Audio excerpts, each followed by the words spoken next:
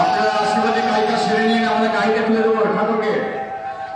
হ্যাঁ, আমরা গাড়িতে ঠাকুরকে তুলে দেবো। যারা আশীর্বাদ নিয়ে চলে আসুন, একটু তাড়াতাড়ি আশীর্বাদ নিয়ে চলে যাবো। আমরা গাড়িতে ঠাকুরকে তুলে বাঁধাবাঁধি করবো।